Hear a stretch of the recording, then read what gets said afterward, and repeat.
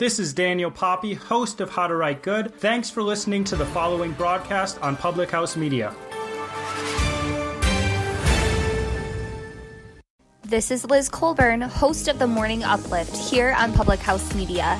Thanks for listening to the following broadcast on Public House Media.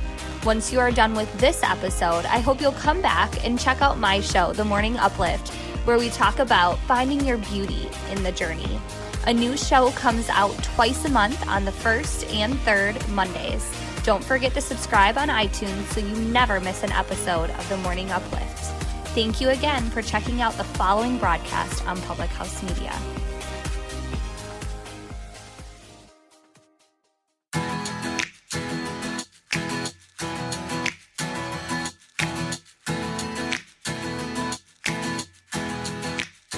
What is up, everybody? It's Julianne Condia coming at you live from Northern California. I hope you're having a really great week. Our lives are made up in the very many moments that we have day to day. Sometimes we wait for the perfect time, the perfect person, the perfect job, for our bank accounts to grow, to pay off debt, to wait till a certain season is done, wait until next Monday.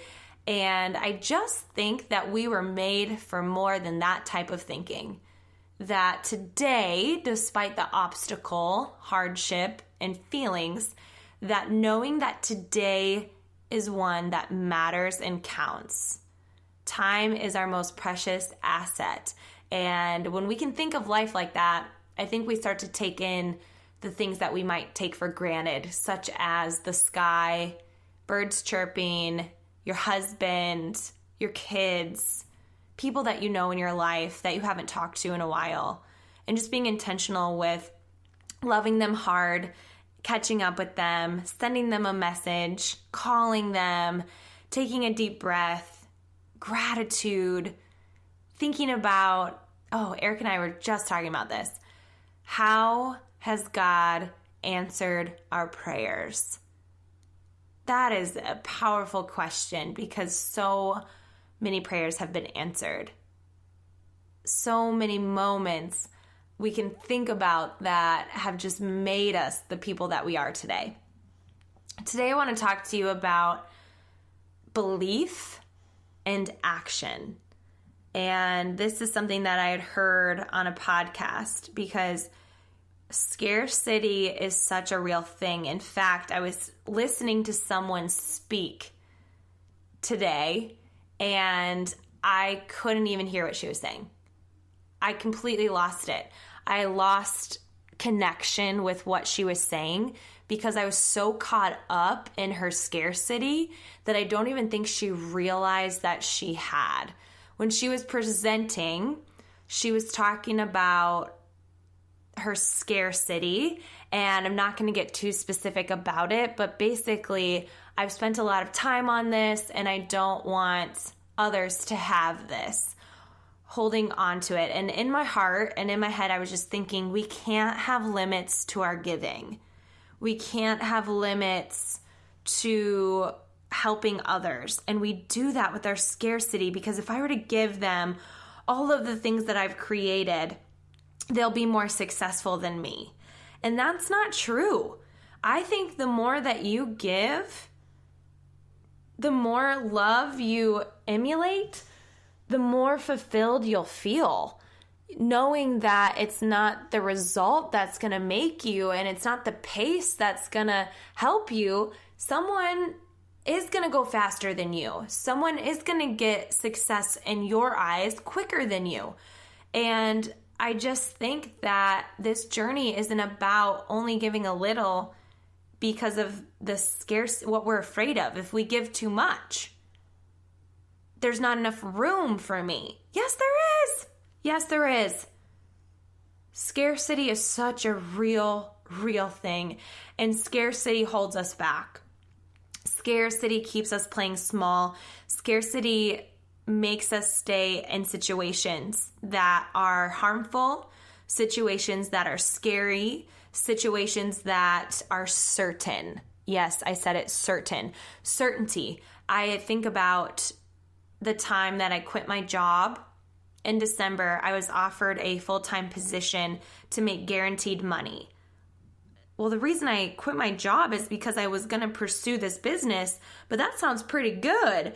I could work on my business and still have guaranteed money. Then it hit me, okay, girl, what are you trying to do? Are you trying to leap or are you trying to play it safe? I turned down that offer as hard as it was because it was certain that I would have money. And I said, no, I can't.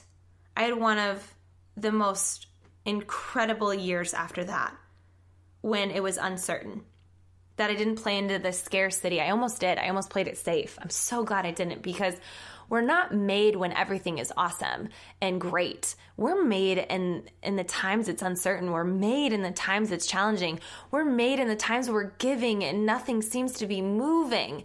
But then we think about, man, maybe the reason I'm giving is to connect with people more and just love people hard and show them their potential too. And maybe that will build my confidence that what I offer has so much value.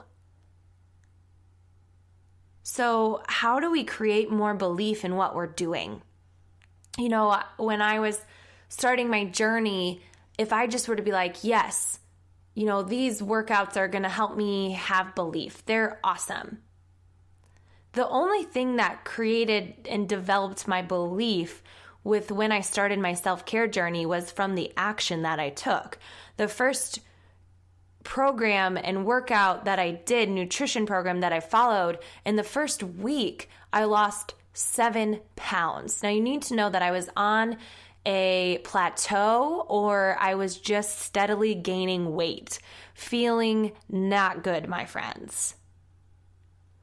I lost 7 pounds my first week.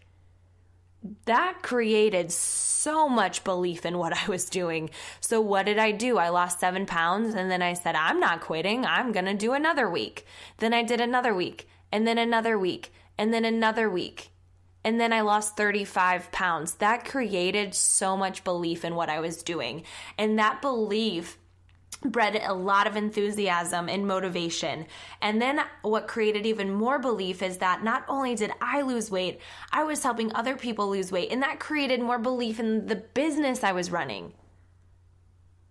So it's not having belief that gets us to wherever we want to go. It's the action we take that generates more belief. I have to tell you this, the more I pursue God in prayer and in devotion, the more belief I have in Him. The more that I see His characteristics, the more that I see how He's so ever present in my life. It's that action, that pursuing, that intentional time that I need. With action comes so much belief. So if you are trying to pursue a goal, pursue a dream, it's all going to come from the action that you have. And the more action you take, the more belief you'll have. And that scarcity will start to go away. I used to have scarcity a lot. Sometimes I still do. I remember, I share this often. My family doesn't quite get what I get or what I do. You know, I go to a family reunion, my aunt picks me up. Julianne, what happens if your entire business crumbles? Good to see you. I haven't seen you in a year. How's life? That's the first question I get. And I laugh and I think, well, first of all, nothing ever is certain. Not everything is certain in life. Even a contracted job, I've seen it many times where people get laid off. They're near retirement and they get laid off, right? Something happens. They love their job. They're certain they love their job, and then a new boss comes and then they hate their job. Nothing is certain. So if that's anything I know that. So what happens if your entire business gets ripped under your feet? You know? I believe that I've accumulated enough skills and belief from the action that I have taken that I could do it all over again. I would not even erase the time that I've spent building this business because of the people that it's brought into my life, the growth that it's created, and the mindset that has been shifted because of what I've done over the last few years. It has developed my character. It has opened my eyes. It has taught me to dream so big, to not play it small, to not live into scarcity, to be present, to work hard, to be proud of being yourself, becoming in the best shape. So if my business was ripped beneath my feet, I think I could look back and be like, that made me, and I could just do it again. But on the other end of things, all I have is right now. So I could play into what happens, what if it were to go away tomorrow? Well, that's not for certain. So I'm just going to do my best right now. I'm going to do my best in the moment that I have right now. Because I remember when I first started my business, that was kind of a thought that I had, because it's so unconventional in what I do. Nothing is certain. Can we really maintain this? Is this going to be around? Like, we're putting essentially, quote unquote, all of our eggs into one basket, and you have all these people around you that, we need multiple income streams, or, we need all this. And it's like, yeah, but that's not necessarily why I'm doing this. I'm doing this because it sets my soul on fire. I'm doing this because it's developing me and growing me, and it's challenging me, and I'm finding so much meaning in the work that I'm doing that it's not just about the security. It's not just about the income. It's about the impact. It's about the growth. And I remember thinking, okay, if I were to quit right now, and everyone that I had started with, if I were to look 5 years from now and they didn't quit, how would I feel? Terrible. I would always ask myself, what if? What if?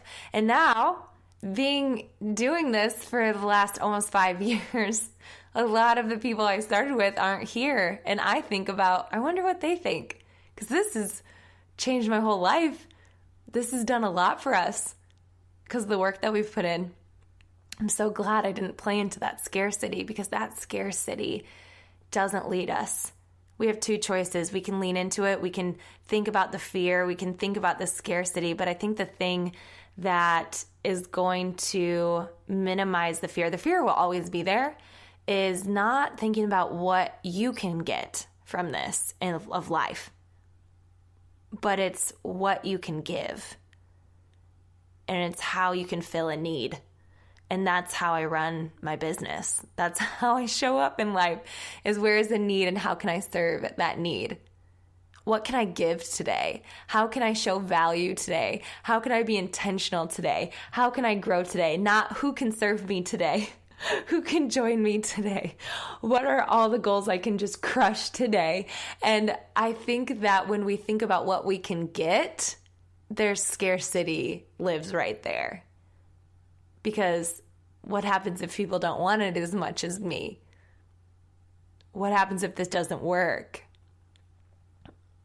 If I'm only looking at what I can get, I miss the whole purpose of why I'm even here. Scarcity is available to all of us, but scarcity doesn't move us. Scarcity doesn't help us. Scarcity puts limitations on us. It helps us think small. It helps us have fear. It helps us be judgmental. It helps us compare. It helps us stay stuck. It helps us stay paralyzed. And I don't know about you, just rattling that off gave me a little bit of anxiety. So instead of I only give limitations, how about I'm going to give without limitations, because I'm serving a need. I'm going to help someone today. I'm going to connect with someone. I'm going to live purposeful with intention today. And I think when we do that, we step outside of our own world and we see the world beyond our own. And then we can really see how we can make a difference in it. And that's how I try to live my life. Not perfectly, of course, but scarcity is not a way I want to live.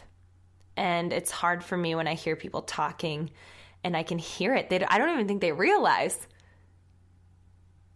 I don't even think that they realize that they live it, but that's why they're stuck. So, friend, scarcity exists, but how about we don't play into it? How about we take the risk? Because there's a risk in staying the same. There's a risk in playing it small and not growing, and there's risk in just not living your life, and that's not appealing to me. And then on the other side, the risk of being your absolute best. There's a risk when you leap of being developed and challenged and working through it and creating resilience and vulnerability and being able to acknowledge the hard. I think scarcity tries to protect us from hurting and fear and all these things, but at the end of the day, it just pumps more fear into us.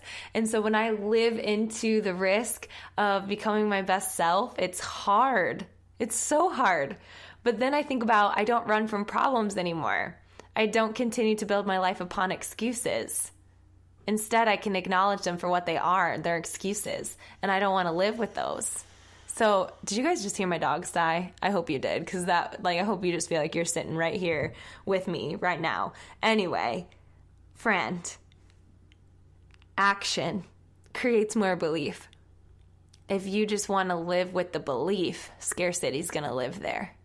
All right, I hope you have a great day. Let me know how this spoke to you. Get into the Rewritten Society on Facebook, type it into the search tool, and then tag this episode on your Instagram, tag me, and I want to hear how this spoke to you. Share it with a friend. Thank you for being a listener. If you could leave a review, that helps our podcast grow organically. Thank you so much for tuning in.